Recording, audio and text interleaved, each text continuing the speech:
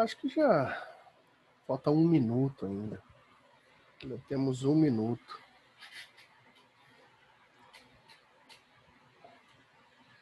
Danilo aqui, com toda a sua perversão, julgando.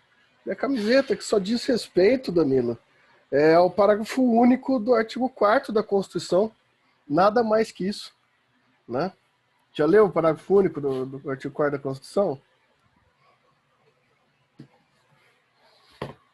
Lê-lo-ei para ti. Aqui, ó.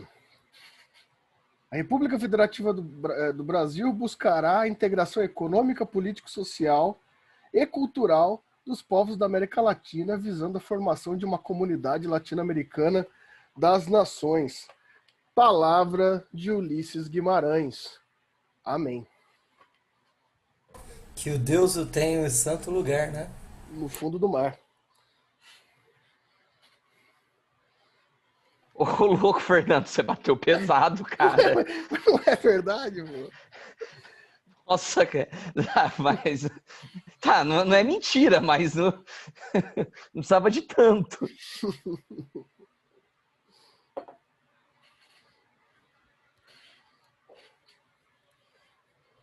Fernando, aproveitando que não começou a aula ainda, deixa eu só tirar aqui algumas questões com você, rapidão. Diga. Eu não te mandei o pré-projeto do artigo do livro, mas eu já estou escrevendo ele. Não, E vou só que eu vou protocolar direto o GT, tá? Tá bom. Beleza. Tranquilo, sem problema. Sem problema. Beleza.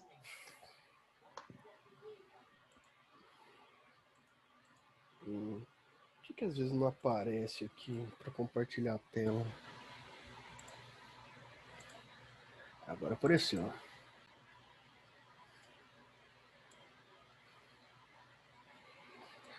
Deixa eu ver aqui se a maioria da sala visualizou aqui a mensagem. Quase todo mundo nascer.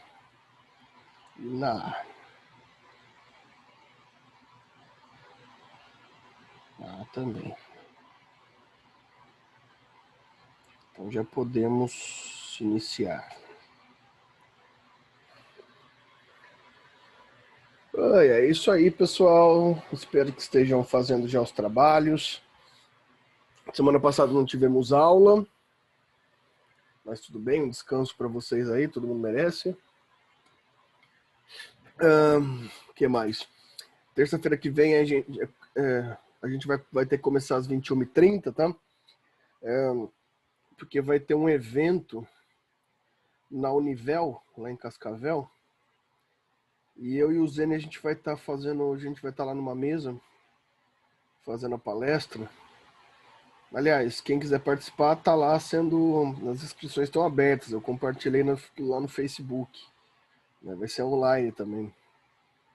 Eu e o Zene vamos estar lá, eu acho que começa às 19h15. A gente vai estar falando de simplicidade e hiperprosperidade, estrutura teológica e filosófica, de pobreza, a ideia de pobreza, a ideia clássica, né, nesse sentido. Então, Fernando, oi, João. A gente começa 9 horas, depois você vem. Pode ser também. Começa um debate já aí. Vamos fazer assim, a gente faz seminário semana que vem. Né? O pessoal... Não tem coisa melhor para o professor do que seminário, né? Porque daí os alunos dão a aula, né?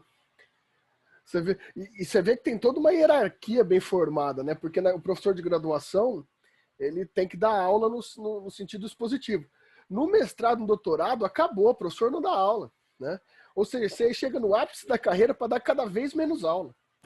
Vamos discutir o texto. Cada um fica responsável. No primeiro dia de aula, o desgraçado do professor, ele leva todos os textos, distribui e cada um fica responsável por um e pronto, acabou. Pronto, acabou. Eu tenho daqui 2 semanas para apresentar na disciplina. Um textinho tranquilo, sabe? Textinho que eu não posso nem reclamar, do texto, porque o professor me arranjou uma versão em francês, senão eu teria que ter lido em alemão, né? Então, você não pode nem reclamar, porque eu ainda consegui uma tradução em francês para você. Língua fácil. Você fez proficiência, então se vira. Então se vira, você é proficiente, exatamente. Ó, não é fácil não, mano. E depois eu dou uns trabalhinhos tranquilos aqui para vocês, e vocês ficam reclamando ainda, vou falar, viu? Espera que quando acabar essa graduação o negócio só piora. Mas beleza, pessoal. Hoje a gente vai mais fundo, então semana que vem tem esse negócio aí. Também quem quiser, como eu falei, tem lá no YouTube, vai ser interessante. Não é, é uma questão, né, como eu falei aí, ele vai estar trabalhando. É uma linha que o Zene pega bastante, né? Que é a mesma linha ali do Agamben, que é uma linha de filosofia da teologia, mas é bem interessante, né? O sentido da pobreza, o sentido do espaço da intuição, a substituição da razão pela intuição. O Zen é muito mais, cristão para falar dessas coisas, né? Eu sou mais apocalíptico, então é mais agradável, porque o Zen fala de uma questão mais de amor, ele bate muito na ideia do amor. Eu já bato mais na ideia da expiação, mas vai ser interessante. Hoje a gente continua, a gente vai entrar num ponto fundamental. O que está acontecendo com a minha câmera aqui? Ela está toda esquisita. A gente vai entrar num ponto fundamental do Vigiar e Punir, que uma hora dessas vocês já leram, porque não teve aula semana passada. Né? A gente está entrando na terceira parte. Hoje a gente vai estar estudando o capítulo 1 da terceira parte. Né? A gente vai entrar então agora na discussão sobre disciplina. Né? Depois de discutir o biopoder, a biopolítica, a microfísica, agora a gente vai começar a investigar técnicas, né? Se a gente for utilizar ainda mais aprofundadamente, talvez a gente poderia chamar isso de mecanismos, segundo Foucault, né?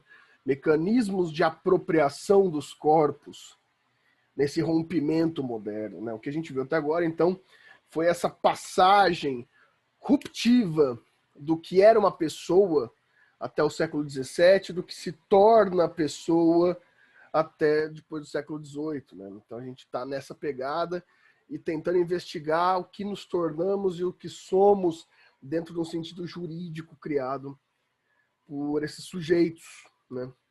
Ou seja, não temos mais reis, não temos mais Deus, nós temos poderes microfísicos, né? Esse é o desespero e a inquietação do tempo moderno, e esse poder microfísico, já que não temos mais o rei, já que não temos mais Deus, nós temos o direito, né? Todos nós aqui, nada mais, nada menos que somos devotos do direito, né? Eu já indiquei para vocês em outras oportunidades, mas indico agora também, a leitura. Vocês estão lendo Walter Benjamin, né? Do trabalho, mas já indico de novo a leitura da obra O Capitalismo como Religião, de Walter Benjamin. Não é uma obra dele, né? É um compilado de fragmentos. Walter Benjamin tem pouquíssimos livros completos, né? A maior parte são fragmentos. Só que o primeiro texto desse fragmento é justamente o chamado Capitalismo como Religião, um texto fortíssimo que está dizendo para a gente como resultados dessa estrutura que o Foucault tá colocando, né? E dessa substituição que a gente teve com o rompimento da medievalidade, né? E aqui, capitalismo para o Benjamin, ele ainda está nessa fase que ele ainda está muito preocupado com o termo capitalismo durante o marxismo, mas a gente pode perceber que depois do desenvolvimento esse termo capitalismo pode ser substituído pelo termo direito, né? E é tão forte que tem uma das passagens mais célebres que eu acho que existem na filosofia, né? Que o Benjamin vai falar que esse direito, né? O direito é a celebração de um culto sans revers sans messie, ou seja, sem trégua e sem piedade.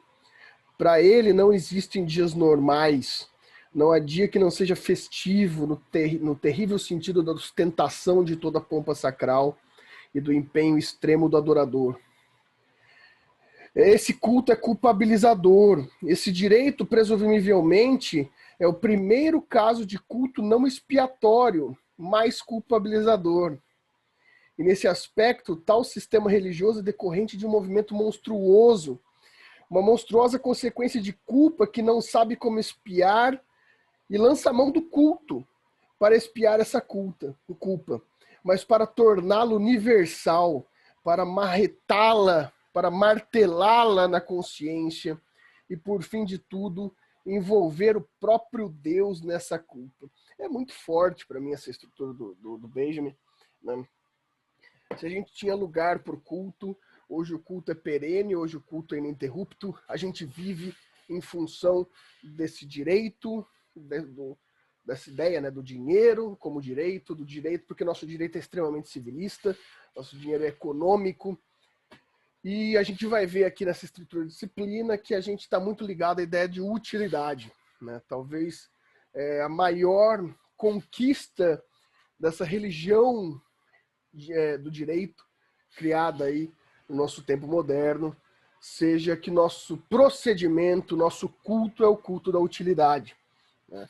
E essa utilidade que nos mantém disciplinados, né? Então isso daqui vai ser extremamente importante para a gente nessa aula. Bem, vamos lá. Então, dentro do capítulo da parte de disciplina, a gente vai estudar os corpos dóceis. Então, vamos começar aqui, que logo no começo do texto, para quem leu o texto, né, o Foucault ele vai fazer uma relação bem interessante para a gente começar a investigar essas questões sobre o soldado. E o soldado, nesse movimento, ele vai ser um termo importante para a gente discutir disciplina, porque, por óbvio, né, talvez um dos símbolos maiores da disciplina, da atividade disciplinar, é o soldado, né? O soldado, como corpo militar, ele se produz a partir de uma estrutura disciplinar, né? O exemplo da disciplina está na estrutura militarizada, né? Ou seja, então a gente já sabe de onde que vem genealogicamente a estrutura da disciplina. Só que o problema é a justificativa da estrutura militarizada para a disciplina é uma justificativa de um corpo unificado, né? Ou seja, a pessoa sobre o aspecto do exército, do corpo militar, ela não existe enquanto ela. Ela existe enquanto um corpo representante da soberania nacional, né, da defesa. Ou seja, a disciplina dela justamente faz com que ela se enquadre em um corpo. A igualdade disciplinar aplicada ao soldado, ela é uma igualdade disciplinar que o faz dentro daquela... que é um ensaio disciplinar, né? É um ensaio para que no momento em si, no momento da batalha, aquele soldado não tenha necessariamente um nome, mas ele compõe o corpo em representação soberana, né? Só que o Foucault ele começa a perceber que, inclusive, a gente pode começar daí. Foucault gosta de começar pela estrutura genealógica, né? Pensar o que é disciplina e o que se tornou a disciplina, porque a grande lógica do Foucault é que a disciplina do século até o século XVII não é a disciplina posterior ao século XVIII. Então a gente tem um rompimento, inclusive, com o sentido da disciplina. Porque o soldado, até o século XVII, ele era um soldado essencialmente biológico. E a gente já sabe o que essa bios tem sentido. Ela tem sentido racional, tem sentido de corpo, não como existência, mas como significado. Ou seja, se importava a estrutura física e metafísica desse soldado. Ou seja, o soldado até o século XVII era o soldado que se via pelo corpo, a força do corpo, o preparo do corpo. O soldado tinha que ser forte, o soldado tinha que ser fisicamente preparado. E o soldado tinha que ser psicologicamente preparado. Há um tempo atrás, deu uma polêmica muito séria, porque em algum edital da Polícia Militar de algum estado, se dizia no edital que a pessoa que se candidatasse não deveria ser sensível, chorar por qualquer coisa. Isso deu uma polêmica, etc. Mas essa é uma estrutura muito tradicional dessa estrutura do arquétipo do soldado, né? Fernando, permite? Diga, Só para corroborar com o que você está falando. Tinha um colega que dava aula comigo, ele era fisioterapeuta, e ele foi sargento do exército. né? Foi sargento do exército, não era mais, depois tinha saído, tal. E aí a gente conversando várias vezes, ele disse, João, o soldado, não o hierarca, o sargento, o capitão, assim por diante. Ele falou, o soldado, ele é treinado para não pensar. Eu falei, por quê? Por quê, Sérgio? Ele falou, porque se ele pensar, o companheiro do lado morre. Então ele é treinado apenas para cumprir ordem, né? Então naquilo que é o praça, essa foi a definição dele. E olha que ele ficou 20 anos no exército brasileiro. Isso tem uma coerência de guerra, né? Não sei se... Olha a citação que eu vou fazer aqui, né? Uma citação literária maravilhosa. Vocês já jogaram Fallout 4? Puta jogo. Maravilhoso. Se vocês não jogaram, não Fallout 76, estragaram Fallout, mas o Fallout 4, grande jogo da Bethesda, fabuloso. É um jogo que vocês têm que jogar. Faz parte do desenvolvimento intelectual de vocês. É um RPG futurista. Após a guerra nuclear, né? Onde as pessoas ficaram presas em vaults, em bunkers para se salvar. Acontece em 2280 o negócio. E começa com esse questionamento, né? Porque é um soldado, e é um soldado todo tecnológico, né? Com uma armadura, com exoesqueleto, etc. E ele começa dizendo que o seu tataravô lutou em tal guerra, o seu tataravô lutou na Segunda Guerra, e assim por diante.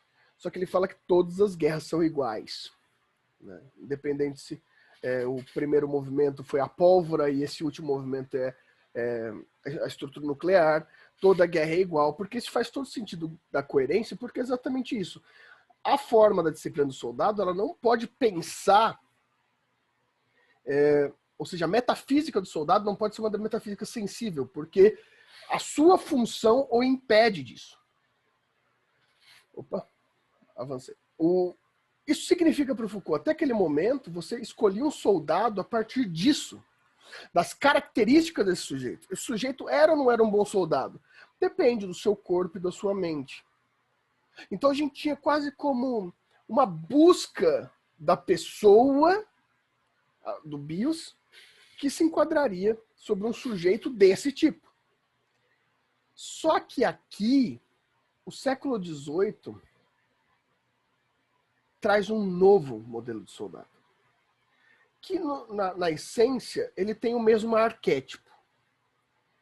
Só que agora, esse soldado ele é observado em sentidos técnicos e políticos. No que era física do soldado, é técnica. E no que era metafísica, é política. Ou seja, o Foucault está falando que após o século XVIII, soldados são fabricados a se tornarem a uma fabricação de forma física e metafísica do soldado, que agora é a técnica do exército. Isso fica muito claro, porque a gente começa a ver as próprias estruturas de guerra, a gente começa a ter... se a gente pensa... Eu até coloquei aqui, João, para você como historiador da história do Brasil aqui, né? Eu coloquei essa imagem do soldado brasileiro do século XVII aqui, né? Que ele não é uma estrutura tão parecida com o soldado como a gente está acostumado depois quando a gente vê, por exemplo, a ideia depois dos soldados da Primeira e da Segunda Guerra. Ou seja, o uniformizado, o pelotão, a posição, o gestual. Você não tinha essa organização, porque o soldado ele era soldado por si. A partir das grandes guerras, a gente começa a ter uma fabricação técnica e política do soldado. Então, os seus gestuais são fabricados. A forma como o soldado se porta, o culto, né? A ritualística do soldado, de como ele move a arma, de como ele descansa, é uma técnica. Então, isso pode parecer meio óbvio pra gente, o que o Foucault está falando aqui, mas é exatamente isso. O soldado antes do século XVII era ele em si, nos seus próprios atos, nos seus próprios gestos, nos seus próprios fundamentos, que se refletia como soldado. O problema do século XVIII é que a técnica, a reprodutividade técnica se aplica sobre o sujeito. Agora a disciplina ela é utilizada não para que o soldado seja educado a se tornar o homem soldado, mas sim que haja uma reprodutibilidade disciplinar daquele soldado homogênea. Aquele soldado não é mais por si soldado. Ele é produto de uma reprodução técnica. Então agora há uma fabricação. É aqueles espetáculos que a gente vê daquele pilotão marchando junto, de suas armas se posicionando juntas. Ou seja, não está só no comportamento, não está só no estudo da estratégia, como diria o Capitão Nascimento, mas está justamente na produção técnica. Vocês já assistiram, provavelmente, Apocalipse Sinal, né? E Apocalipse Sinal tem uma cena maravilhosa, né? Apocalipse Sinal, para mim, tem um sentido que eu acho maravilhoso, que estão todos aqueles soldados americanos, os jovens soldados americanos, né? Todos ali, como que a gente pode falar? Começando ainda empolgados. Claro que a gente vai ter todo um desenvolvimento disso, né? Mas a gente, em algum momento, eles vão chegar num acampamento ali de soldados, que eu não lembro, tá me fugindo o nome do ator agora que recebe eles, o coronel que recebe eles, mas já não tem mais aquela técnica. Eles já não estão mais abarcados, eles não estão com a mesma forma, né? A mesma forma militar e reprodutiva da guerra. Porque a guerra usurpou deles toda a técnica que eles tinham. Eles não restam nada mais para eles daquela disciplina aprendida, porque o Vietnã exorcizou deles a disciplina que restava. Em Platum também. Em Platum também. Em Platum também, né? Quando chega, de imediato, quando chega um novo pelotão e eles são enviados para fazer ali um reconhecimento, eu me lembro do início, são enviados assim os novatos e os outros ficam dando risada. Pode ser que vai, pode ser que não volta.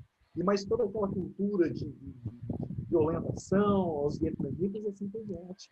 Tira a humanidade, né? Tira a humanidade. Desumaniza.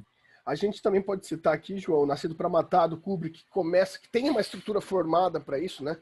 A primeira parte do filme, o treinamento ultradisciplinar. Pessoal, se vocês querem um exemplo filosófico da disciplina do Foucault, da estrutura militar, assistam Nascido para Matar, do Stanley Kubrick. O filme explica na sua primeira metade o que é disciplina, né? Porque o Kubrick chama um militar de fato para gravar as primeiras cenas dos treinamentos dos soldados, né? Que é aquele treinamento humilhante, né? Aquele arquétipo do militarismo na consciência da disciplina, né?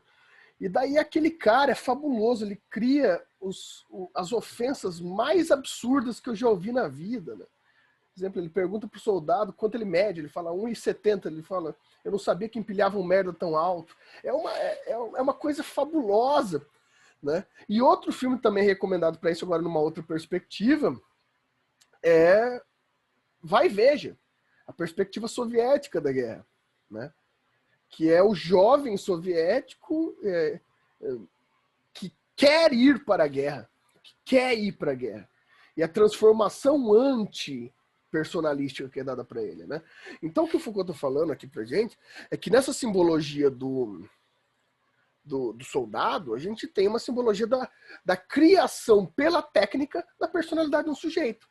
Ou seja, a nossa personalidade, e o Foucault está ensaiando com a gente aqui, a nossa função de personalidade hoje ela é dada a partir de um instrumento disciplinar formado nesses moldes, fabricado. Então a primeira provocação que a primeiro momento parece ser estranho, Foucault está dizendo para a gente, olha, no soldado isso aconteceu, mas eu estou interferindo isso em toda a sociedade, como estrutura microfísica. E o Foucault diz, olha que interessante, esse sujeito soldado do século XVII, ele morre, e o do século XVIII, ele ganha muito em estrutura de força. Ele é muito mais útil, né? O soldado, a partir do século XVIII, ele é muito mais útil quanto ao seu treinamento, ele é muito mais organizado, ele tem resultados muito melhores. Só que ele perde em relação de força de poder. Quanto mais disciplinado, ele está mais hierarquizado. Quanto mais disciplinado, ele está mais ultra setorizado. Ou seja, ele está mais docilizado quanto à sua utilidade. A utilidade dele, olha que maravilhoso isso. A utilidade dele como método na modernidade tirou dele o poder de pensamento, poder metafísico. Ah, mas é o soldado, mas o Foucault não está falando só do soldado. Ele está falando de você. Essa que é a grande questão. Como que chama aquele filme recente, que é da não sei quantos dias, da história do Mujica. É um puta filme maravilhoso. Vou lembrar já o nome aqui do filme, que vocês têm que escutar também, porque tem uma hora, eu não vou dar spoiler do filme nem nada, que um dos parceiros do Mujica, ele tá algemado, né, pela estrutura, ele tá preso, e ele diz que precisa ir no banheiro, ele precisa evacuar. E ele tá algemado e não consegue sentar sozinho, porque ele tá preso pelos braços. Assim. E ele não consegue sentar. E aquilo é essa imagem. O soldado que está com ele tem que pedir autorização para como fazer a modificação de algema dele para o superior. O superior não sabe resolver. O filme remonta para uma hora que tem uns 30 militares dentro do banheiro, um jogando a responsabilidade hierárquica para o outro de definir o que fazer naquela situação. Ou seja, onde está o poder? E onde está a autonomia do poder? Apesar daquela estrutura militar ser muito mais eficiente em termos de utilidade, aqui ela se revela pouco eficiente na hora da decisão, na hora da independência, no termo da autonomia. Porque a disciplina está tão enraizada naquele sujeito que o sujeito não tem mais sentido próprio. Então, sim, essa estrutura da reprodução fabricada da disciplina, ela ganha, obviamente, em força de utilidade. E aqui a gente, obviamente, já pode ir passando para a ideia da Revolução Industrial, né? Do Fordismo. Gente, o Fordismo é uma estrutura técnica de disciplina. Falando em filme, o meu predileto de todos os tempos modernos. Né? A reprodução exata do Chaplin sobre esse, que é então denominado trabalhador boi, repetitivo, que não precisa pensar, ele apenas reproduzir um movimento dentro dessa cultura hierárquica também. E já que a gente está nos filmes, João, filme recente, Ford versus Ferrari. Você assistiu esse filme? Ford versus... Olha a diferença. Pega aquela parte do começo, quando eles encontram já o Ferrari, e eles vão falar, e o Ford tenta implicar no sucesso dele a partir da quantidade de carros que ele faz. Enquanto o italiano clássico, né, o italiano quase anacrônico, não faz nenhum centésimo dos carros que a Ford faz por ano. Porque ele faz todos os carros à mão. É um engenheiro para fazer cada carro. Enquanto o Ford, ele faz centenas de milhares de carros por ano. E o Ferrari simplesmente diz, mas qual carro é melhor? Beleza, essa é uma discussão, mas a questão é justamente essa, é o tempos modernos do Chaplin. Isso é docilização, isso é disciplina. Aquele sujeito, ele faz só aquilo, e qualquer coisa que ele tiver que fazer fora daquilo, ainda que por necessidade, ele precisa de autorização. E da onde vem esse poder de autorização? Ninguém sabe. É um poder perdido. Né?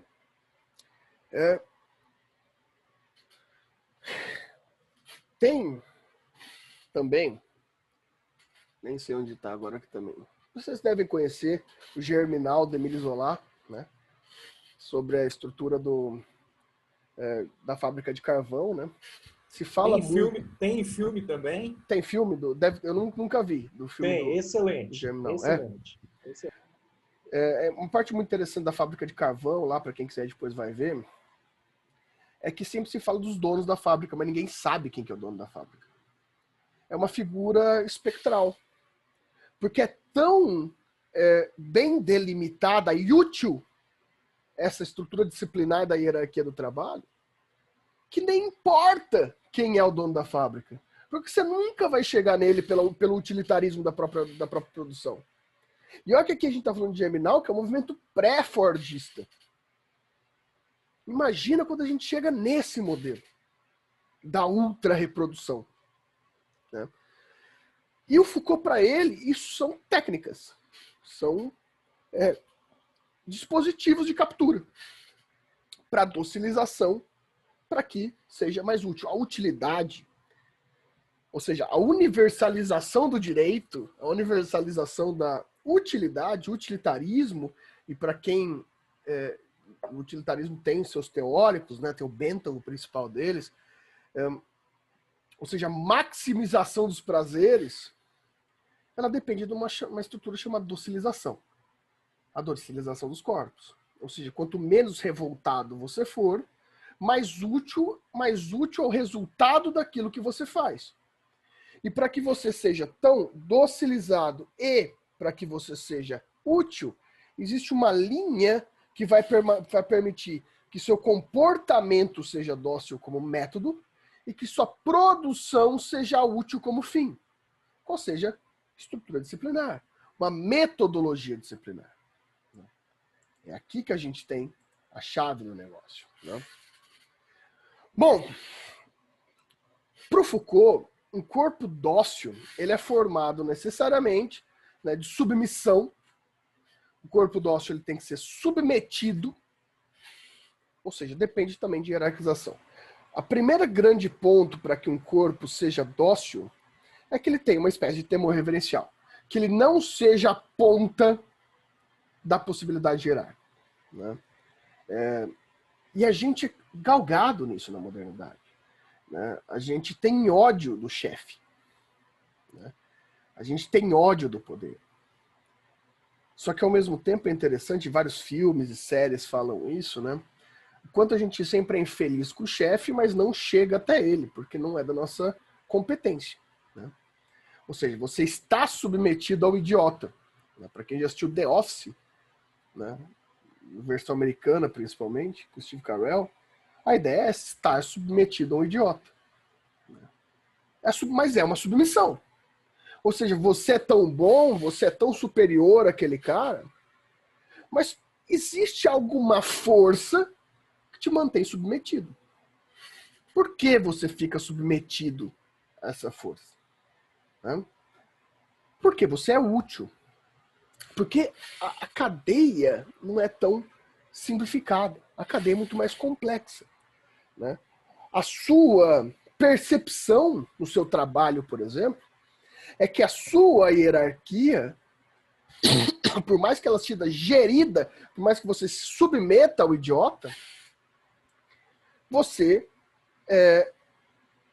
pode ser utilizado a maximizar seus resultados e justamente para que você seja reconhecido pelo resultado objetivo e matemático do seu trabalho. Né? Seu trabalho tem que ser útil. Né? Seu trabalho tem que ser útil. Tanto por hierarquia, por dever a alguém, quanto por reconhecimento. E o reconhecimento não é o reconhecimento do soldado do século XVII, que era reconhecido pelo seu corpo e pela sua mente interno, mas externo, pelo resultado matemático da sua produção. Né? E esse corpo dócil metido e utilizado, ele acaba sendo transformado sobre sua essência. Né?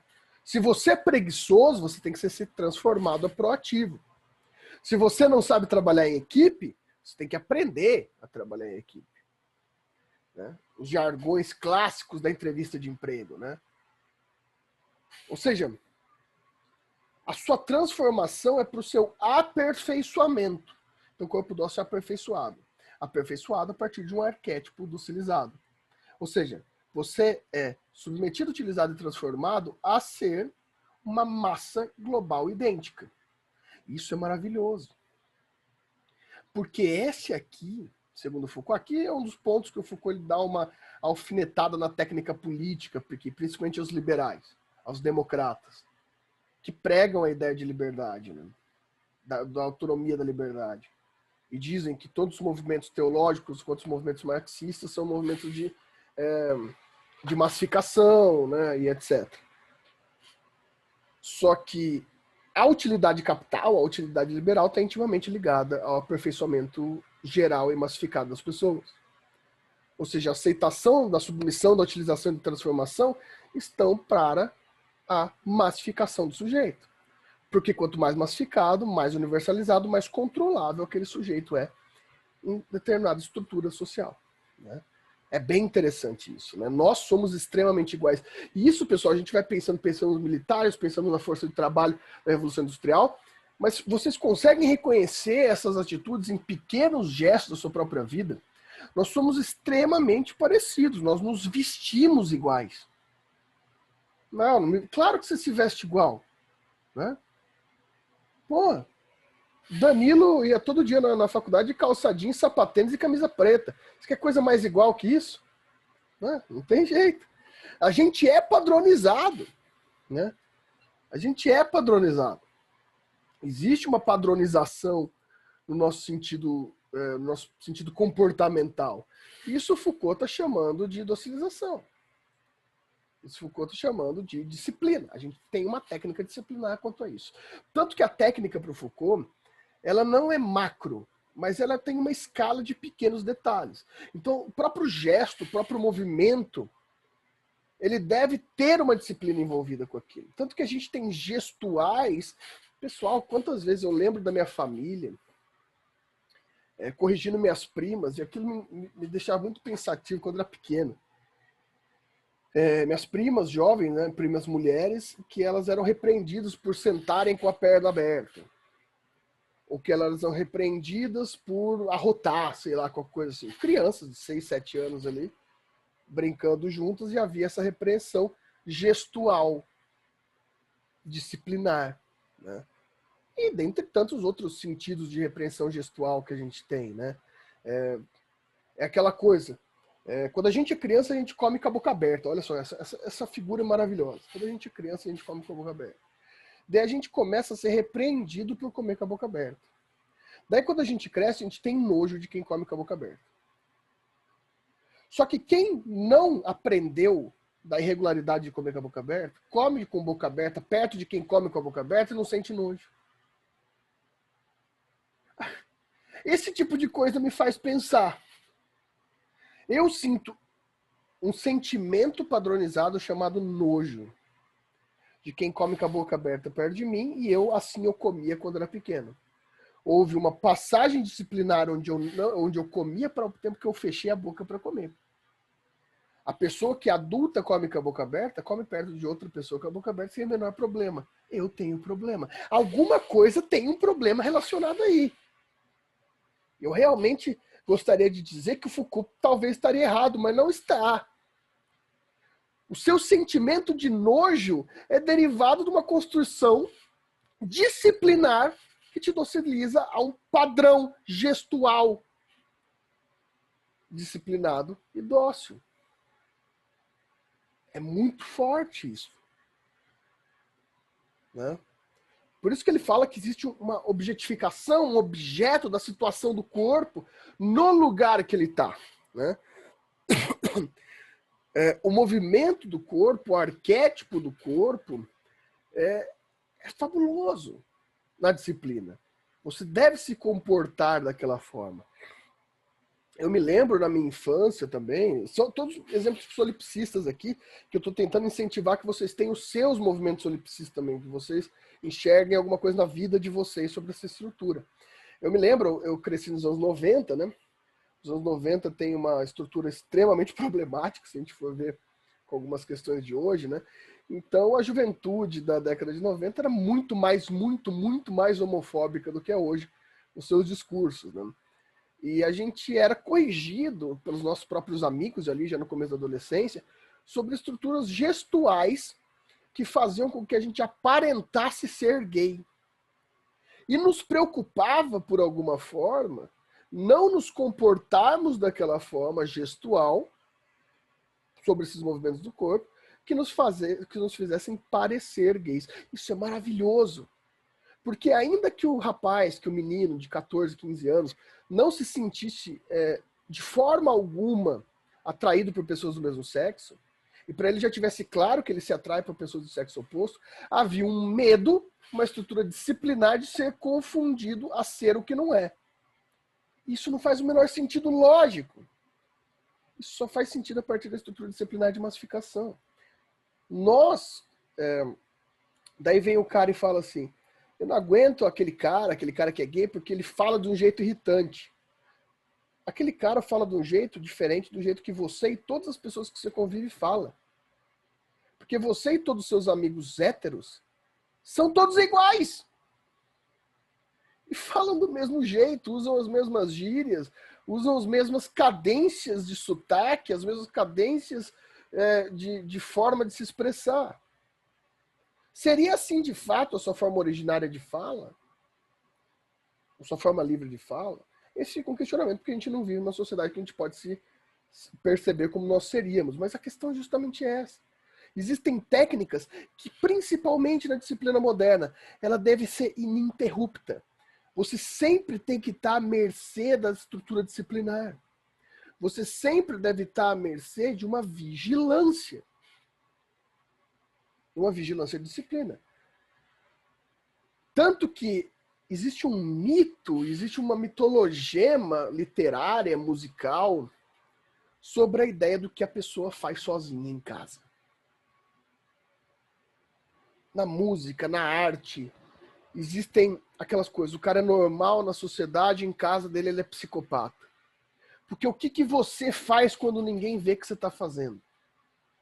Capital Inicial. Capital Inicial. É verdade, tem a música do Capital Inicial. Isso é incrível, porque é a gente revelando pra gente mesmo que o nosso oikos, o nosso movimento pessoal, ele não é a persona social. Estranhíssimo isso. Eu não sou de fato, porque se alguém ficar sabendo que eu faço sozinho em casa, vai ser extremamente danoso para minha reputação, ou seja lá qual que seja o nome que eu dê para isso. É diferente. É diferente. É diferente. Só que, além de, perdão, Fernando, além de você por exemplo, no caso do homossexual ou heterossexual, além de você ser heterossexual, você tem que mostrar para o outro, pelo menos até a década, hoje ainda, né? Não só na década de 80, 90, mas hoje ainda, você tem que mostrar para os seus pares que você não é, né? Ou seja, você não é diferente daquela massa que você está inserido. Daí eu te coloco um ponto ainda mais grave, João. Estava conversando com isso recentemente com um amigo, e esse amigo meu é homossexual, né? E a gente estava comentando sobre umas coisas assim. E nossa, mas você tem um amigo homossexual? Eu tenho até amigos, não sou preconceituoso, tenho até amigos, né? Já diria o filósofo, né? Os filósofos. E a gente estava conversando e a gente estava falando disso, da nova expressividade homossexual, né? Do núcleo LGBTQIA+, e do desenvolvimento disso. Só que aquilo que Foucault coloca, a partir do momento que aquilo se organiza como sociedade, começa também a ter suas estruturas disciplinares. Então ele, por exemplo, estava contando que ele estava sendo cobrado por não ser muito gay. Por não se comportar suficientemente gay. Né? Isso obviamente vai acontecer. A partir do momento que aquilo se tornou... começou como movimento, foi crescendo, e ainda mais agora, já existia determinado... A partir do momento que vira um grupo, já tem suas técnicas disciplinares, e agora cada vez mais enquadrado no movimento, no movimento normal da sociedade, ou seja, se enquadrando na normalidade, as formas disciplinares vão ficar cada vez mais sensíveis. Né? Isso Foucault sempre vai bater. A partir do momento que uma forma de resistência se enquadra na normalidade, ela se submete à estrutura da disciplina. E vai ter que se enquadrar isso. Claro que as formas disciplinares vão se adaptar a esse novo grupo. Só que esse grupo vai acabar sendo disciplinado também. Esse é o beco sem saída Foucaultiano. O beco sem saída Foucaultiano é qualquer relação social depois do século XVII vai ser marcada pela forma disciplinar, pela vigilância disciplinar, pela técnica reprodutiva disciplinar. Você vai se amoldar àquilo que você deve ser submetido, utilizado e transformado. Você pode até ter amigos, mas se você é muito diferente dele, você não vai ser enxergado como grande amigo daquelas pessoas. Você vai ser ali um amigo qualquer. Né? Pessoas que são amigas, etc., são enxergados quase como... Sabe aquela coisa do todo mundo odeia o Chris? Né? Que eles começam a questionar que todo mundo chama eles de Chris e Greg, até quando eles estão separados. Você se submete, é utilizado e transformado numa estrutura social, inclusive nas estruturas mais microfísicas de relação social. Né? Isso é disciplinar a você. Bem, por isso que o Foucault insiste. Para a gente categorizar a disciplina dos corpos, essa docilização acaba sendo método. Né? Então, existe uma necessidade de um controle. Eu coloquei aqui como controle minucioso do corpo. Né? Um assujeitamento das forças. Você tem que estar sujeitado àquilo. Uma imposição de uma relação de docilidade. E, principalmente, a utilidade segundo uma coerção ininterrupta. Você tem que ser útil sobre aquela coerção. Não basta ser... Isso é muito importante. Não basta só estar sob a égide. Mas a égide não importa mais. O que importa é a utilidade sobre a coerção. A coerção é secundária. Mas a utilidade gerada pela coerção que é o ponto central dessa estrutura. Né? Aqui ele até diferencia, né? O Foucault, no livro, vocês podem pegar lá, ele vai diferenciar conforme modelos antigos de submissão. Ele vai fazer comparações com a escravidão, com a vassalidade, com a domesticidade e com o ascetismo monástico, né? Ou seja, com as estruturas de monastério.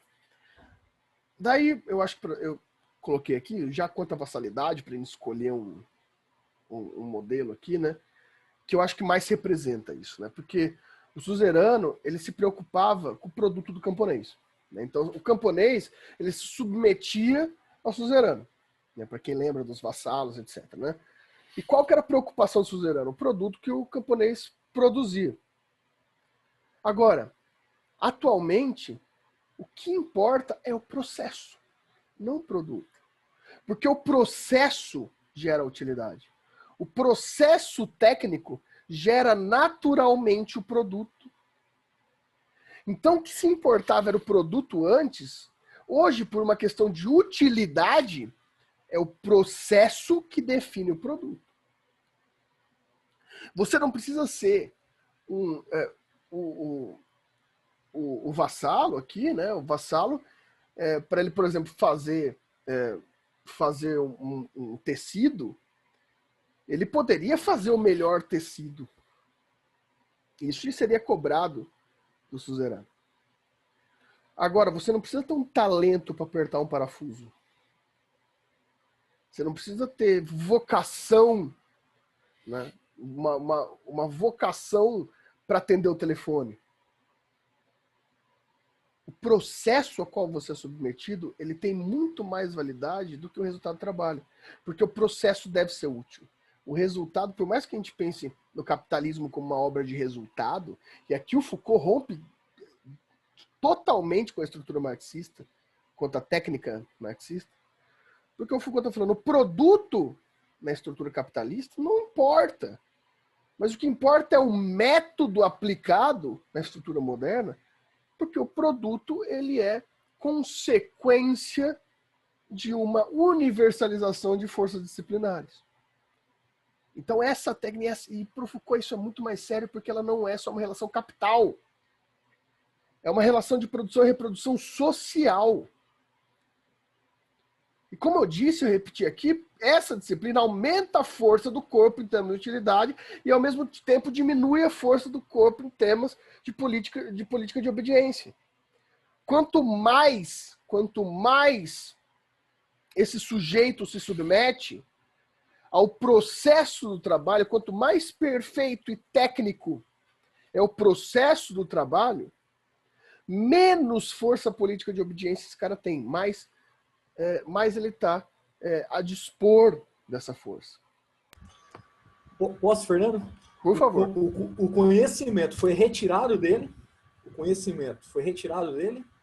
fragmentado, né? O fragmento do conhecimento de cada um, né? anexado em um único propósito, e aí todos eles se fragmentam também. Ou seja, eles não são mais os detentores de um conhecimento total, mas de um conhecimento fragmentado que não vai submetê-los só às questões da produção, da economia. Mas esse conhecimento também foi fragmentado do ponto de vista social, dele ter um posicionamento social, político, frente à sociedade. Então foi tudo fragmentado, foi tudo retirado, fragmentado e apresentado a cada qual de forma fragmentada, onde ele não tem um conhecimento total, seja técnico, seja social. Perfeito. Isso é microfísica. A gente conseguiu aqui, João, conseguiu dar um jeito, a gente conseguiu dizer, isso é microfísica do poder. A microfísica do poder depende, e agora essa é a ruptura geral, não depende do exercício de poder, e sim do exercício disciplinar sobre o poder. Mas sobre o poder de quem? A gente não encontra mais sobre quem está o poder. A estrutura microfísica é justamente o exercício disciplinar. E isso vai ser tão claustrofóbico para a gente ao longo dessa discussão, né? Essa aqui é uma cena do 1984, do filme, né? Que esse vocês leram ou assistiram, né? Por favor, né? George Orwell, um dos livros mais importantes aí de todos os tempos, né? Porque o Foucault ele vai começar a dizer para a gente aqui que essa disciplina ela vai ser formada, né, por uma ideia chamada de arte das distribuições. Eu coloquei repartições aqui porque em francês eu acho que a melhor tradução seria a arte das repartições e não das distribuições. Que distribuições pressupõe uma ideia de igualdade, né? Não que seja igualdade necessariamente, mas pode levar essa interpretação. Então talvez a melhor tradução seja repartições, eu acho, no francês. Nossa, eu escrevi tudo errado aqui. Os indivíduos espalho se atribuem. Basicamente, é que seria a ideia de que o indivíduo na sociedade ele vai ter que ser repartido, né? Essa repartição do indivíduo para que casou muito aqui porque é exatamente isso que o João estava falando agora há pouco, né? Essa malha de poder. Essas repartições fazem parte da estrutura disciplinar, né? Então a gente vai ter algumas imagens que o Foucault vai colocar em 4 categorias para que a gente identifique onde estão as nossas formas de repartição social geral. Então olha só, ele partiu falando do militar, forma mais fácil. Agora ele já está em todos os movimentos sociais possíveis. E ele começa pela ideia de clausura, né? Heterogeneidade da sociedade. Então, clausura. Ele coloca, aquelas pessoas vão estar em elementos, até coloquei ali no espaço 3, mas aqui se aplica também, a uma ideia heterotópica. Não é o heterotop, né? Tipo Danilo, né? Que é aquele cara que bebe vodka com energético, coloca guaraná no uísque. Não, heterotopia é uma estrutura de apropriação de um espaço e ressignificação daquele espaço, né? Porque, vejam, qual é a diferença do quarto que você está aí agora, da sala que você está aí agora, para a sala de aula? Genealogicamente, ambos são uma estrutura de concreto quadrada, em que você pode repousar fechada em forma de abrigo. Tanto a sala de aula quanto o seu quarto. Por que seu sentimento na sala de aula é diferente do sentimento do quarto? Porque existe uma ressignificação heterotópica daquele local, daquele espaço. Veja, isso acontece, isso daqui, para mim, por exemplo, acontece o tempo todo. Quando começou a quarentena, eu entrei em desespero, porque eu não sei trabalhar em casa. Eu sou extremamente heterotópico. Eu preciso trabalhar no local de trabalho, eu preciso estudar no local. Quando eu fazia mestrado, eu tinha minha sala lá, que eu era bolsista, então tinha uma sala. Aqui no doutorado também tem os espaços lá. Trabalho, eu preciso trabalhar. Fim de semana eu não trabalho, eu não gosto. O que eu fiz? Eu reformei um quarto aqui, um quarto de visitas, tirei todos os elementos de quarto e transformei no escritório. Tem essa minha mesa aqui, a mesa da minha esposa ali. Então, ressignifiquei o espaço da casa. Fecha a porta e esquece que tá em casa. Isso é o ápice da disciplina heterotópica. O ápice da disciplina heterotópica. É a significação de um espaço. E esse espaço, ele depende de uma heterotopia de clausura. Então você deve significar aquele espaço com uma relação específica. Tanto que você está aí, eu sei que a maioria de vocês aí... É que hoje não tem ninguém aí, não tem tanta gente, digo, com câmera ligada, né? Tá só Rosildo, João e o João. Né? Mas o pessoal aí que geralmente liga a câmera, tá aí, eu sei que vocês estão de short, de cueca aí, só com a parte de cima, né, para aparecer na câmera. Por que você não vai assim para a faculdade? Por quê? Porque existe uma heterotopia específica que significa faculdade. Né? Então você tem que estar preso naquela estrutura. Estrutura de clausura mesmo. Aqui ficou daí os exemplos clássicos: escola, fábrica, quartel. Quando a criança está na escola, ela está enclausurada naquele espaço, ela é proibida de sair. Lembra quando vocês estavam no ensino médio, principalmente, porque você já está mais na adolescência, já está mais revoltado, né? Que você tem que tentar matar a aula, e é quase um crime você matar a aula. Vamos lá. Você estuda numa escola. Vamos pegar a nossa realidade classe média aqui, né? Para não dar um exemplo, vamos pegar um exemplo mais do pessoal aí que estudou escola particular. Você paga por aquele serviço, né, voluntariamente. E você se sente proibido, como quase num sentido autoritário, de que você não pode sair daquele local. Isso não faz o menor sentido lógico. O consumo é seu. Você pode evitar o consumo daquilo que você pagou.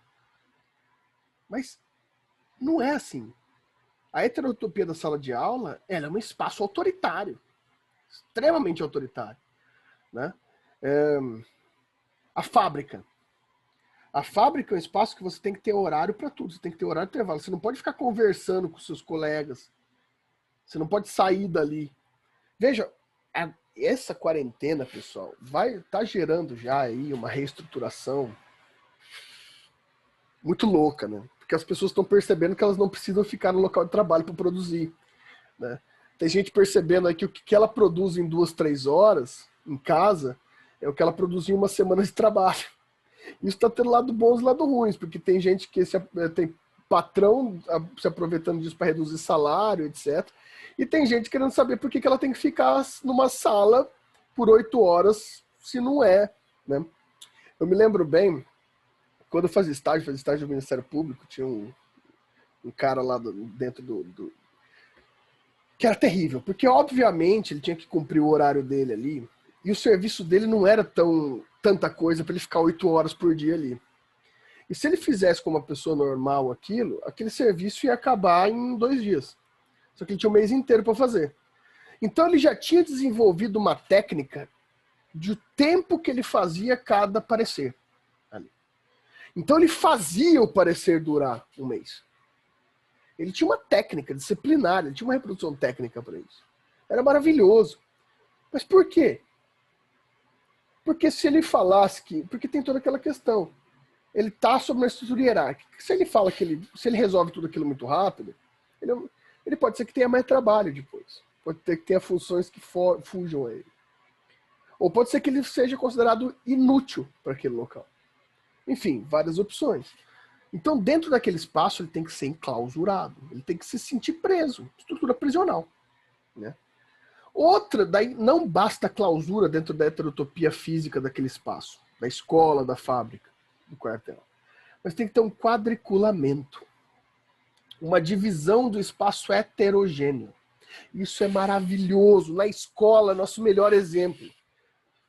A gente divide o espaço escolar de tal forma, porque o primário fica junto até não sei que série, daí em outro bloco ficam os mais velhos, em outro bloco ficam os mais velhos, no outro bloco ficam os mais velhos. Você separa para que exista uma heterogeneidade, uma identificação aqui daqueles sujeitos, e aqueles sujeitos possam se... Na minha escola, por exemplo, eu conheço a minha sala, o pessoal que estudava comigo no primário, no ensino médio fundamental, só que o pessoal da turma B, eu era da turma A, o pessoal da turma B eu mal conheço. porque a gente era quadriculado, de fato, né? Apesar ainda da heterogeneidade da sociedade, dessa clausura, existia uma heterogeneidade no próprio espaço, ou seja, eu subdividi o próprio espaço. E essa divisão pressupõe uma localização funcional. E daí eu volto para a escola. Existe um dos maiores... eu não vou citar, obviamente, o local, né? Não seria ético, mas existe um cursinho muito famoso em São Paulo, que é para um método de ensino que eu não preciso citar, não vou citar, mas tem um leão, né? Que fica na Avenida Tamandaré, em São Paulo, que é um dos conhecidos cursinhos mais importantes do Brasil, que aprova todo mundo. E cheio de gente, né? O pessoal que é medicina, principalmente. Tem salas divididas por funcionalidade intelectual. Você faz prova. Uma prova, e os mais inteligentes, os mais úteis segundo o resultado da prova, vão na sala A, os menos na sala B, C, D, E, e os ignorantes vão lá na sala E. Os idiotas tem que ficar todo mundo junto, os inteligentes tem que ficar todo junto. Existe uma ultra quadriculamento do espaço, da clausura, por uma regra de localização funcional. O espaço todo ele é sempre separado. Olha lá, faculdade. Faculdade, a gente está numa faculdade, qualquer faculdade, tem o bloco do direito, o bloco do jornalismo, o bloco da engenharia, a sala dos professores. Espaços totalmente diferentes entre si. E dentro dessa clausura, dentro do quadriculamento, e dentro do quadriculamento funcional, ou seja, vamos pensar naquela sala de aula, existe uma colocação dos sujeitos em série. Seja em fila, né? Seja em série, seja uma estrutura seriada, é a sua sala de aula. Vocês enfileirados, um atrás do outro, com o professor em cima num tablado. Uma relação microdisciplinar. Além de você estar na sala, no terceiro A, terceiro C, seja lá qual dos dois, dentro do terceiro ano, dentro do curso de Direito, dentro da Faculdade de Maringá, ali dentro você está seriado. Você está dividido mais especificamente. É a fila. A fila também é essa ideia. A série. Isso é maravilhoso. Fernando. Diga, João. Olha só, você está dando aula e aí vou lembrando, né? Hoje tem bem menos trabalho que eu vou citar agora, porque por bem está sendo substituído o braçal pelo maquinário, mas os cortadores de cana. Então, hoje tem menos. Da cidade que eu vim para Maringá, então lá tem uma usina, que é daqui, e aí na época dos cortadores de cana, eles eram separados pela produção. Então, esse grupo aqui, esses 5 aqui corta mais. Então, eles vão ficar nesse eito aqui, nessa fileira aqui.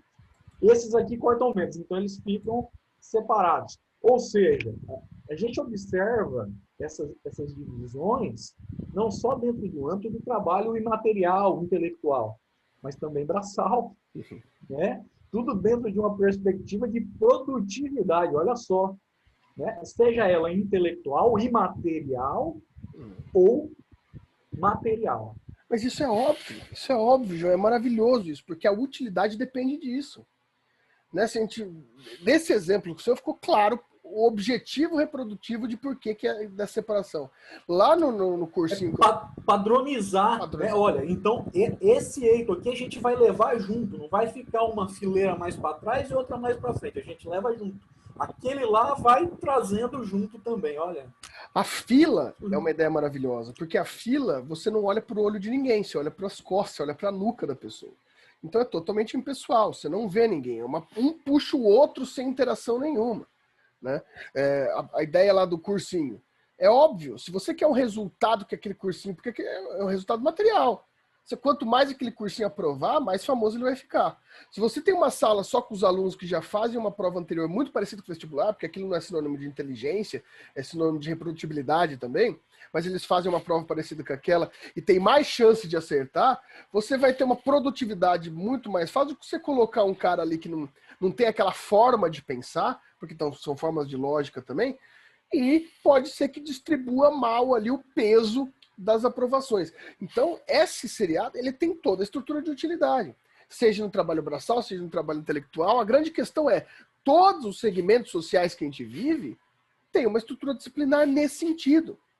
E essa é a beleza. Esse exemplo seu é maravilhoso porque a gente tem a mesma relação numa universidade, num curso superior, que representa 10% da população menos, e a gente tem esse mesmo modelo no trabalho braçal. Né? É incrível, né? Esses dias eu estava vendo, passando aqui, eu estava na sacada ali, daí o caminhão de lixo estava passando. Mas antes dele passar, estava passando 2 funcionários ajeitando, antes do caminhão passar, ajeitando aquelas lixeiras de bloco. Porque aqui no bairro, aqui, em Maringá, mas aqui tem aqueles bunker, né? Aqueles negócios lá que só encaixa no caminhão, o caminhão tira, né? Então, o container. É isso. Daí, então, ele estava ajeitando antes do caminhão passar, para quando o caminhão passar, ter uma utilidade. E vinha cada um, 2 funcionários, um em cada lado da rua, sincronizadamente fazendo ao mesmo tempo aquele ritual. Né? Daí o caminhão passa depois e os outros funcionários atrás vêm só terminando aquela estrutura. Eles não se conversam, eles não se relacionam, eles reproduzem a estrutura de cada um. E veja... Fragmentados, totalmente fragmentados e totalmente aproveitados quanto ao tempo. O tempo foi ultra aproveitado e o resultado foi útil. Não atrapalhou o trânsito, foi rápido, incisivo e útil. Só que totalmente anti-humano. Esse é o paradoxo.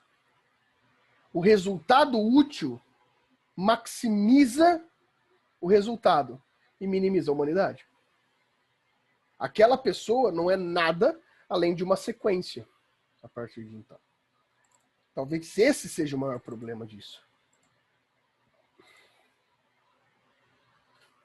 Porque a gente vai chegar no mais imperceptível e forte instrumento da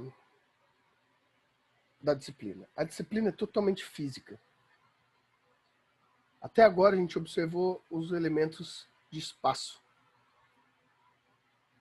Só que existe a segunda parte física da disciplina, que é o tempo. E se até agora a identificação nossa com os movimentos são gigantescos por conta do espaço, mais desconfortável ainda é a nossa relação com o tempo da disciplina. O nosso tempo é a máxima da nossa disciplina, da nossa docilização corpórea. O Foucault ele vai observar a ideia do horário, do tempo. Então não é tempo no sentido filosófico, é tempo no sentido material, utilitário.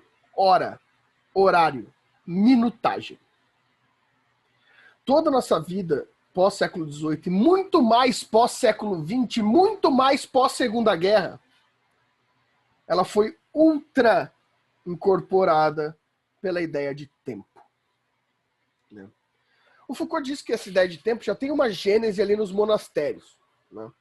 O monastério, muito antes do utilitarismo, muito antes do capitalismo, já utilizava o tempo como método de organização. Né? Ou seja, a ideia dos horários de oração dentro do monastério. Né? O horário de almoço, o horário de dormir, o horário... Só que ele fala, obviamente o monastério era uma ideia muito menos radical de tempo do que a ideia que a gente tem hoje. Ou seja, o monge, o clérigo, ele era muito menos docilizado pelo tempo do que a gente. Hoje, nas disciplinas, elas são muito mais complexas e mais rigorosas, tanto que hoje a gente já tem a ideia muito clara do tempo fracionado, do quarto de hora, da minutagem específica. Né? Quem aí, dependendo do trabalho que você tiver, Você deve passar por isso. Você tem uma reunião às 2, uma reunião às 2h20, uma reunião às 2h45. O tempo ultra aproveitado para que aquele movimento possa ser concluído. A hora fracionada, ela não era comum antes desse modelo que a gente está trabalhando agora com modernidade. A hora era um objeto mais... O horário, né? Era um objeto mais incerto, né? O horário visto pelo sol, né? Essas ideias assim, isso é muito recente, né? Tanto que vocês sabem que o relógio de pulso é uma coisa aqui do Santos Dumont, né? 1900 e tanto. Essa ideia da ultra aproveitamento útil do tempo é muito recente, né?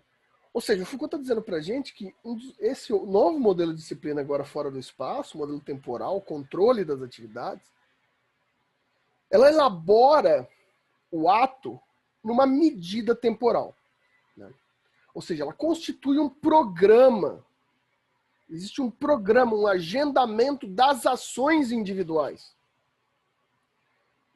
E principalmente, e isso que eu acho que é o que mais me dói todo ano a ter que ler essa parte. O tempo moderno, ele é sequencial. Ele é seguido por ação. Uma ação segue a outra. Você nunca tá parado, cara.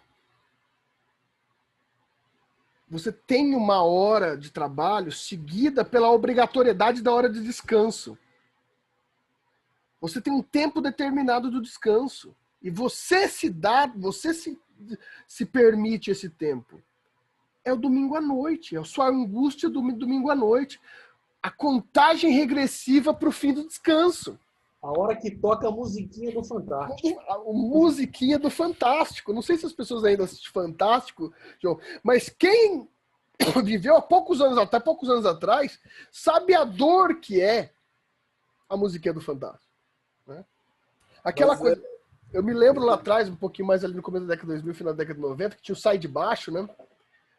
Você queria assistir o Sai de Baixo, mas tocava a música do Fantástico, você assistia com culpa o Sai de Baixo, porque já estava tarde, e aquilo ia prejudicar o seu dia posterior. Então você assistia, mas assistia com culpa.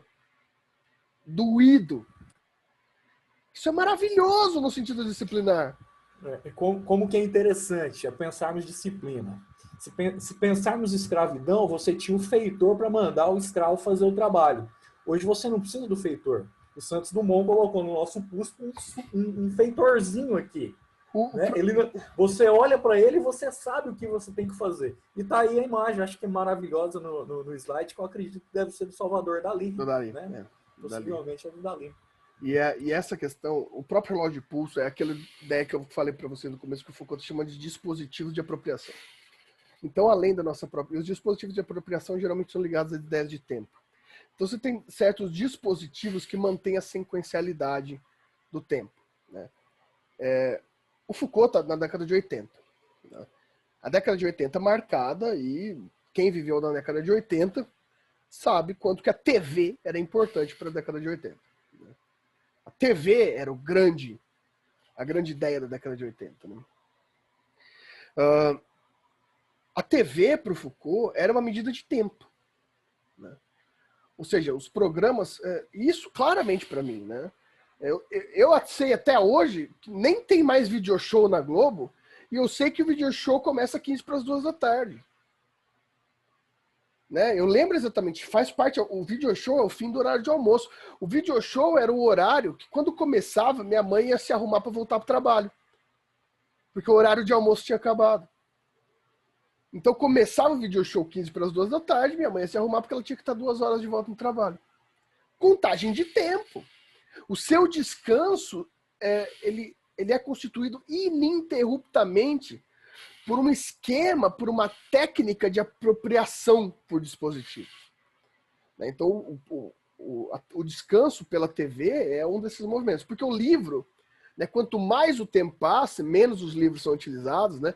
O rádio vai matando o livro, a TV vai matando o livro. O livro é um movimento que você se desloca no tempo. É um movimento terrível, o livro. Ou literatura, principalmente, né? Porque você tem a imersão E essa imersão te retira completamente da realidade. Te tira da disciplina. Tanto que quem é um pouco mais velho, se lembra dessa época, e gostava de ler, dos 70, 80 e 90 principalmente, que ainda existia algum fragmento de leitura, né? Tinha muito jovem que lia literatura, etc., e era repreendido, porque era o jovem que ficava no mundo da lua. Né? Não era útil. Isso sempre aconteceu. Né? Hoje a gente ficou tão burro que é bonito o pessoal falar que lê. Né? Mas é por causa da nossa burrice extrema. Porque a gente chegou num ponto de ignorância que virou chique você ler. Mas até pouquíssimo tempo atrás era coisa de vagabundo ficar lendo. Né? Ficar no mundo da lua, não ser útil. Né? Veja, imagina só o que Foucault ia estar pensando agora disso aqui. Esse, até agora, é a maior vitória disciplinar, é o maior dispositivo de apropriação disciplinar que a gente já viu na nossa vida. Ele juntou tudo. Tudo. Ele é o relógio, ele juntou a televisão, o rádio, o jornal, o livro, ele juntou tudo. Tudo. Ele juntou tudo num aparelho que você leva no bolso e ninguém esquece. É maravilhoso. Todo mundo. Tem gente aqui agora, eu tenho certeza, que está me vendo aqui pelo celular. E no Zoom ainda pior, porque eu sei muito bem, você não pensa que vocês estão me enganando, não. Eu sei que no Zoom dá para minimizar o Zoom, fica só o áudio, vocês estão aí no Instagram enquanto eu falo. Gente, isso é incrível. Veja. Deixa eu ver que oração aqui. Não, tem tempo. Esse é o último slide. A gente já chegou a conversar pela ideia nietzschiana de preguiçoso? A gente já falou disso? A ideia da preguiça? Isso aqui entra nessa parte aqui. Deixa eu tirar um pouquinho daqui para a gente falar disso, porque não está no slide isso. Preguiça. O que é preguiça? Ou melhor, quem aqui é preguiçoso? Você é preguiçoso? A Rosildo também falou que é. Vocês aqui não estão aparecendo no chat, são preguiçosos? O Danilo é preguiçoso. Danilo, você não é preguiçoso, bicho. Para ficar lendo aquelas coisas que você lê e assistindo aqueles caras lá, não dá para você ser preguiçoso. Tem que ser muito dedicado, cara. Sinceramente. O Sidney falou que é muito. Gente. Fernandes, minha mãe falou que eu sou. Sua mãe falou que você é. Exatamente. Só que, segundo um dos maiores santos de todos os tempos, não da Igreja Católica, nem da Protestante, nem de nenhuma outra igreja, mas o santo da antimoral, Friedrich Nietzsche, o Nietzsche, segundo Nietzsche, nenhum de vocês é preguiçoso. Nenhum de vocês é preguiçoso.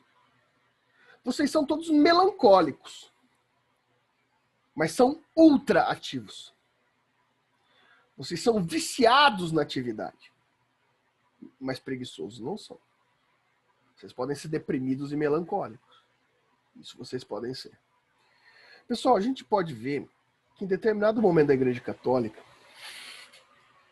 né, se vocês verem uma coleçãozinha, que é essa coleçãozinha verde aqui, vocês lerem, a patrística, são os pais da igreja, né? Aqui mesmo, no Eusébio de Cesareia, que eu peguei aqui, peguei aleatoriamente, mas esse aqui é importante, que é a história eclesiástica, vocês vão encontrar isso. Sobre a atividade dos pecados capitais. Sobre os pecados capitais. E eu acho os pecados capitais, os 7, uma área de estudo fabulosa.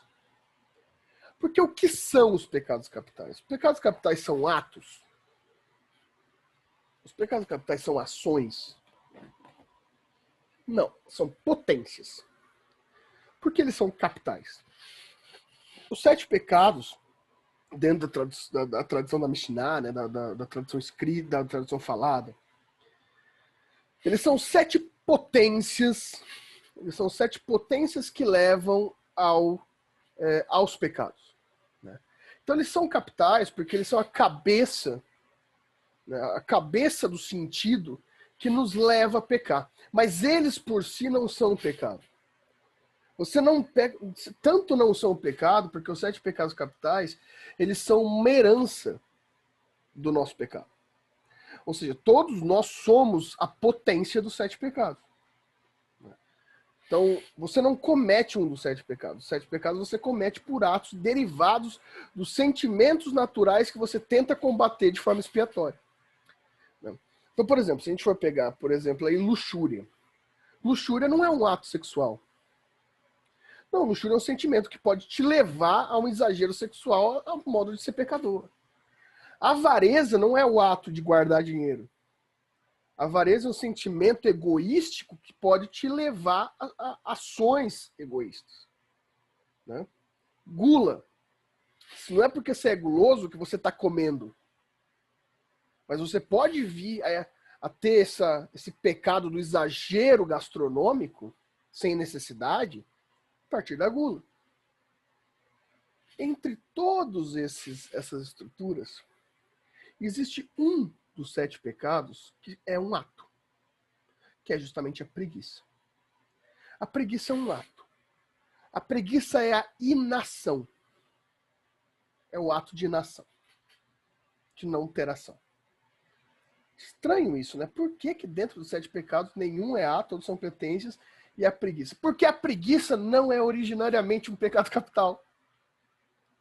A gente tem ali por volta do século IX ao século XII, ainda é meio controverso isso, alguma ideia dos copistas, muito provavelmente por algumas intenções papais, etc., da retirada, isso eu coloquei no Eusébio de Cesareia, ele tem essa palavra, vai ter em Agostinho essa palavra, que quando se trata dos 7 pecados capitais, no lugar da preguiça tem outra palavra, que é assídia. Assídia. Assídia é a potência de inação. Né? Eu vou até escrever aqui no chat. Assídia. Como Em direito do trabalho, decídia. Em direito do trabalho, desídia. Exatamente. Assídia é a potência de inação. Só que o grande interessante, a parte interessante dos 7 pecados é que ele sempre tem 2 consequências. A consequência do sacrifício para o bem e a consequência do pecado. Por exemplo, pega a gula. Né? A gula te leva a comer demais. Só que ao sacrifício pela potência da gula, você vem o jejum, que é uma ação boa, que é derivada de uma contra natural, porque você quer comer, mas você luta contra o seu corpo para ficar em jejum. É uma consequência da gula. Todos os 7 pecados, né, a própria ideia da luxúria, tem abstinência sexual, e assim por diante. Todo pecado capital, ele gera um pecado ou uma consequência boa e santificada. E aí que tá, meus caros. A patrística tem para ensinar isso pra gente, Santo Agostinho tem para ensinar isso pra gente. Quais são as 2 ações da assídia? A preguiça e a melancolia. A preguiça sendo o ato bom e a melancolia sendo o ato mau. Isso é texto eclesiástico. Isso não sou eu. Isso não é Karl Marx. Tá? Isso não é globalismo. Né? Isso não... Nada disso. Isso são os pais da igreja falando. Os interpretadores da igreja falando. E a estrutura judaica também. A assídia pode gerar a melancolia. Existe um texto eclesiástico que conta a história de um padre sobre o efeito da melancolia. Ele diz que o padre está enclausurado e ele precisa fazer uma leitura. E ele senta na sua mesa e não consegue se sentir confortável na cadeira. E ali ele arruma sua mesa, tira a pena do lugar, coloca para o outro, arruma seus textos, se arruma na cadeira, muda a posição da cadeira, abre a janela, fecha a cortina e fica nesse ritual. Depois que ele vê que não tem mais nada para fazer, ele começa a ler. Enquanto ele vai lendo, a mente dele se perde em outros pensamentos. Alguns minutos depois, ele termina o parágrafo e percebe que não leu. Então ele para e fala, não vou conseguir ler agora. Eu vou refletir um pouco, deita na cadeira, acaba dormindo. Acorda um tempo depois e fala, eu tô sonolento, não vou conseguir ler agora. Então ele vai tomar um vinho. Daí ele toma vinho demais e não consegue mais se concentrar. Então ele resolve dormir. Ou seja, é o que você faz todo dia aí, em vez de fazer meu trabalho. Você pensa em fazer e fica fazendo outras coisas. Isso é o que você chama de preguiçoso, né? Isso é melancolia. É inação por culpa. Não é inação por vontade. É inação por incapacidade de fazer. Sabe a depressão? Que é uma atividade ultra melancólica, que é um resultado melancólico. A depressão, a melancolia como ultra tristeza.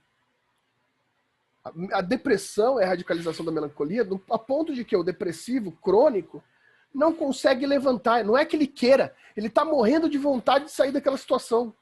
Ele não aguenta mais a própria cabeça, ele não aguenta mais a sua inação corporal. Ele quer sair daquilo, mas não consegue. Isso é melancolia. Você não é preguiçoso, porque você está angustiado porque você não está fazendo o que você precisa. A preguiça é inação por vontade. É você parar para não fazer. A preguiça é aquilo que o grego, que Sócrates fazia o dia inteiro. O cara ficar parado, olhando para nada. Contemplação. As passagens contemplativas de Cristo na Bíblia são extremamente lidas, mas parece que a sociedade moderna não consegue entender o que era contemplação, porque de fato parece que Jesus é um preguiçoso mesmo. E é. Jesus era um preguiçoso. Se eu fosse famoso agora, já saía amanhã na capa. O professor diz que Jesus é preguiçoso. E é! Jesus é preguiçoso, porque é um contemplativo, um pensador. Ele não age por vontade, que é o enobrecimento do homem pelo pensamento. Jesus não é um melancólico, né, como o padre estava sendo ali. Essa é a ideia. Vocês todos são melancólicos, nós somos melancólicos. A gente não está fazendo, é aquele fim de semana que você está assistindo um filme e vem, sabe aquele tiro na sua cabeça? Vocês já sentiram essa sensação? Você está ali no domingo, assistindo um filme, daí pá, trabalho. Você chega a arrepiar. Você começa a ter taquicardia. Comigo acontece no fim de semana quando eu esqueço meu celular sem estar no vibra. Porque eu estou desenvolvendo um pânico, a musiquinha do WhatsApp. Aquele pão. Eu ouço aquele negócio e eu começo a tremer. Cadê a nota? Exatamente. Eu vou pedir uma coisa encarecidamente para vocês. Quando vocês forem mandar a mensagem para mim, escreve a mensagem inteira. Não escreve só, professor. Daí começa digitando. Eu já estou desenvolvendo um pânico, isso que eu estou falando. Já vai vir problema aí. Porque daí vem, professor, tudo bem? Não espero responder tudo. Manda a mensagem inteira, porque senão eu já começo a entrar em choque. Principalmente se é de fim de semana. Fim de semana eu não estou respondendo ninguém, mas ainda assim, né? Esse é o sentimento da melancolia. Eu não estou fazendo nada, mas eu não quero estar fazendo nada. Eu preciso sair dali. Eu estou me obrigando. Olha o que a gente está vendo no Foucault até agora. Eu estou me obrigando objetivamente, temporalmente, a estar naquele minuto de descanso. É o seu horário de almoço, camarada. 2 horas de almoço que você não vai conseguir voltar para sua casa porque é muito longe, porque você mora longe do trabalho, porque você não consegue pagar um apartamento alugado perto do trabalho, então você tem que morar longe para um caramba. E não dá tempo no só 1 hora de almoço de voltar para sua casa, então você tem que comer o seu almoço ali, só que você não pode comer dentro do trabalho, porque senão o seu patrão vai falar que não pode, porque senão não vai contar como horário de almoço, tem que ir no refeitório, no lugar lá na frente, ficar sentado, mexendo no celular até acabar aquele tempo. É terrível! E você tá pensando, caramba, poderia estar fazendo não sei o que, não vai dar tempo de fazer isso hoje, eu queria estar trabalhando agora, mas não posso. Que isso? O aproveitamento do tempo ultra mecânico. Claro que, e daí vem o questionamento do Tiano, é óbvio que o preguiçoso foi colocado como pecado por um objetivo disciplinar. Porque não é bom que você tenha pessoas se dedicando à inação por vontade. Porque a grande doença da modernidade não é a depressão. A depressão é o resultado objetivo e trágico da doença da modernidade, que é a ansiedade. Pessoal, se a gente tivesse, eu sei, dos 13 participantes que estão aqui, eu tenho certeza que no mínimo 7 estão fazendo outra coisa nesse momento, a não ser prestar atenção que não seja prestar atenção na aula. Se você estivesse em sala, uma boa parte da sala ia estar olhando para o celular. E sabe o que eu digo? Se você está fazendo isso, por que você não está fazendo nada? Nem para não prestar atenção na aula você consegue não fazer nada. Você tem que fazer outra coisa. Você fica compulsivamente olhando no celular as coisas. Você não. Qual que foi a última vez, camarada, que você não fez nada? Você nem consegue me dizer, porque você sempre está fazendo alguma coisa. Você sempre está mantendo uma função temporalizada mental dentro da sua estrutura. Se você não faz nada, você é inútil. Você sempre deve estar fazendo. Você nunca deixa de fazer as coisas. Até no momento de descanso, você está no celular, postando no Twitter, fazendo alguma coisa, pensando em curtidas, pensando em engajamento, pensando em que as pessoas vão pensar. Isso tudo é trabalho também, é trabalho mental. É organização de tempo. É utilidade do tempo. Você posta suas fotos no Instagram pensando na utilidade da foto. Não adianta falar que não pensa, porque senão você não postava. É simples. Não, eu não ligo para seguidores e quem vê minha foto. Então por que posta? Para você? Mas você viveu o momento, você não precisa da foto. Mas você já tirou a foto, você não precisa postar. Então você não é tão desapegado assim, cara. Nossa, o negócio é terrível na sua vida. A sua vida é muito triste, a minha vida também. Por isso que a gente é extremamente melancólico. Por isso que tem tanta gente ansiosa e deprimida. Por isso que você conhece tanta gente com depressão. Porque você é um ansioso e ansiedade é doença mental. Mas na nossa sociedade agora, o ansioso é produtivo e útil. A gente chegou num paradigma do mundo em que a ansiedade demora até você se dar conta que a ansiedade é um problema de saúde. Você só consegue dar conta quando começa a ter ataque de pânico e começa a atrapalhar a sua produtividade. É na produtividade que a sua ansiedade começa a virar doença. Porque até o momento que a sua ansiedade faz você produzir mais, ela não é doença ainda para você. Porque você não é um preguiçoso. Porque você não é um vagabundo. E o vagabundo é a maior resistência possível a toda disciplina. Eu amo o vagabundo. Eu defendo o vagabundo. O vagabundo, infelizmente, não existe mais. Quem dera que existisse. Na história, todos os vagabundos foram maravilhosos. E, coincidentemente, morreram pelos seus pares. Sócrates, grande vagabundo, morreu pelos seus pares. Cristo, grande vagabundo, morreu pelos seus pares. E assim por diante. Galileu, vagabundo, quase morreu pelos seus pares se não tivesse deixado de ser vagabundo. O vagabundo é o que você deveria ser, mas não. Vagabundo virou um xingamento que normalmente é respondido com a frase: não, eu sou trabalhador. Puta que pariu. A defesa de eu não sou vagabundo é dizer eu sou trabalhador, eu trabalho duro, eu me esforço. Que maluquice, cara. A sua defesa para não ser vagabundo é ser disciplinado, dócil.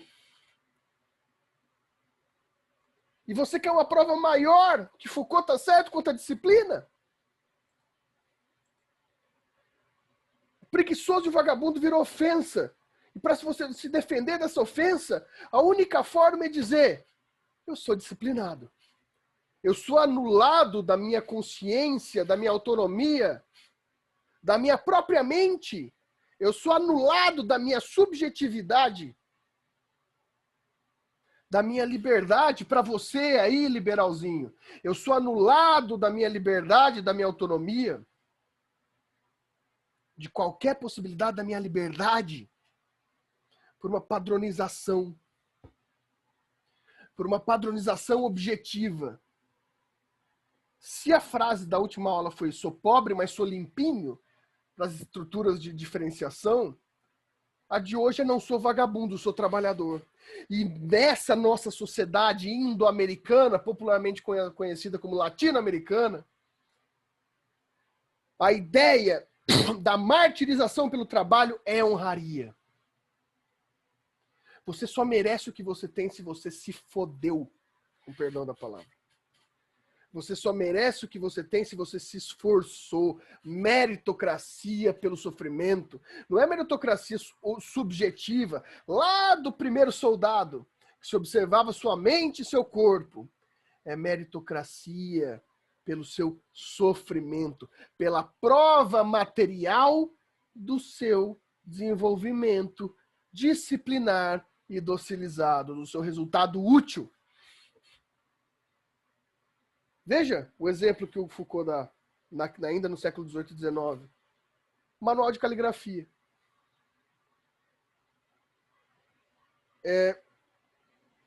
O manual de caligrafia tem toda aquela estrutura, né? Não só a letra, mas como você se porta, como você senta, como você segura o lápis. Né? Onde fica a sua perna, o espaço da sua barriga para a mesa, a posição do seu cotovelo. Pessoal, isso não é velho, né? Eu, por exemplo, quando eu era pequeno, isso geralmente é uma estrutura mais antiga, bem mais antiga que eu, mas eu estudei num colégio religioso e muito tradicional, né? E eu comecei a escrever com a mão esquerda, né? E eu fui reprimido por isso, né? Então, a professora tirava o lápis da mão esquerda e colocava na minha mão direita. Não era igual na época da minha avó, da minha mãe, que os educadores batiam na mão esquerda da pessoa.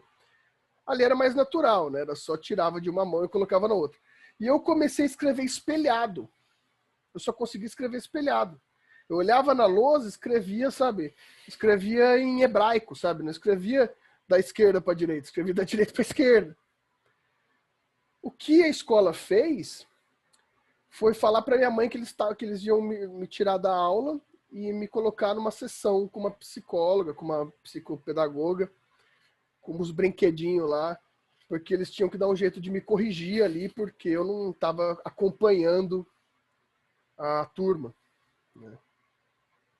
Por conta da minha estrutura gestual. Eu não estava aproveitando bem o tempo. E daí qual que é o ponto aqui? Eu estava tirando a utilidade da sala. A minha professora tinha 30 alunos para cuidar. Se ela ficasse em cima de mim, ela perdia um tempo de aproveitamento dos demais alunos precioso para uma escola particular e caríssima de São Paulo, onde o resultado era mais importante. Então, eles setorizavam, tiravam eu da sala de aula e jogavam eu na psicopedagoga, que tinha menos gente para cuidar ali, então era mais fácil. Para o Foucault, a gente começa a se entender num comportamento temporal. Tanto que o Foucault chama isso de anatomocronologia. O corpo, difícil, né, falar, né? Anatomocronológico. Anatomocronologia de comportamento. É aquela questão, pessoal. Por que você tem que almoçar na hora do almoço? Porque senão você é punido. Você é punido. Se você não almoçar das 11 às 14 horas, que é o horário do almoço, você não vai ter mais onde almoçar. Ou você faz sua própria comida, ou você vai ter que comer no shopping, que é extremamente caro. Porque o único lugar que vende comida para vagabundo que não come na hora certa é o shopping, né? Então, ou você vai comer McDonald's, comer mal, e ficar estufado o resto do dia, ou você vai querer comer uma comida de caseira, né? Você vai no shopping para comer comida caseira, então você vai no restaurante de comida brasileira no shopping, que te vende o quilo da comida a R$ 98,00 o quilo. Que lá na placa está escrito 9,80 a cada 100 gramas. É mais inteligente também e útil pensar dessa forma, em vez de pensar R$ 98,00 o quilo. Ou seja, você vai ser punido. É a mesma coisa. Domingo, 8 horas da manhã, aquela sua prima, né, lá do interior, te liga. E daí você acorda e fala, alô, ela pergunta, você estava dormindo? Eu falo, não, estava lendo um livro aqui. Qual é o problema de você estar dormindo de sábado e domingo de manhã? Mas é humilhante se você não tiver. Você tem que esconder o seu descanso. Você tem que mostrar sua produtividade. O tempo tem que ser usado de forma exaustiva, né? Para ter eficiência, A eficiência depende do tempo. Isso está claramente aqui. Aqui o Foucault não vai discordar em alguns pontos do Marx aqui, porque talvez a teoria do tempo do trabalho mais bem elaborada seja a teoria marxista, né? Que analisa o tempo do trabalho de uma forma bem preciosista, ali é importante, né? Mas o Foucault ele vai além e ele diz que a eficiência não está só na produção, né? A eficiência ela está na utilização do tempo, inclusive no tempo de descanso, né? E ele dá um exemplo legal aqui, né? Que ele fala, esse tempo aproveitado, esse anátomo cronológico, ele vai fazendo com que nossa vida se misture com o tempo, por esses aparelhos de apropriação que a gente está falando, né? Essa técnica, que ela vai te transformando numa estrutura maquinal. Porque só a máquina que precisa o tempo, não a humanidade. Então ele fala, por exemplo, o soldado, né? O soldado com fuzil. O fuzil vira uma extensão do soldado de tanto que ele repete aquilo, né? Então, é interessante porque o soldado vai se maquinizando e a arma vai se humanizando. Porque a arma vai se tornando parte do sujeito e o sujeito vai se tornando parte da arma. É você com o seu celular, bonitão. O celular faz parte do seu corpo. Você nunca falou que se você sai com o celular você se sente pelado? O celular virou parte do seu corpo. Aqui está a sua agenda, aqui estão os seus horários de trabalho, aqui estão todos os seus compromissos, aqui está o seu trabalho, aqui está o seu tempo. Isso aqui foi humanizado como parte do seu corpo e você foi maquinalizado como parte desse objeto de apropriação. Então, graças à distribuição do tempo, hoje você é meio homem, meio máquina. Você é um ciborgue. Essa técnica disciplinar do tempo transformou seu corpo mecânico. Enquanto o utilitarismo ideologicamente diz que a gente vai ficar mais humano e mais livre, na verdade o resultado você fica mais mecânico. Hoje eu gritei aqui, hein? Puta merda. E aí, alguma questão?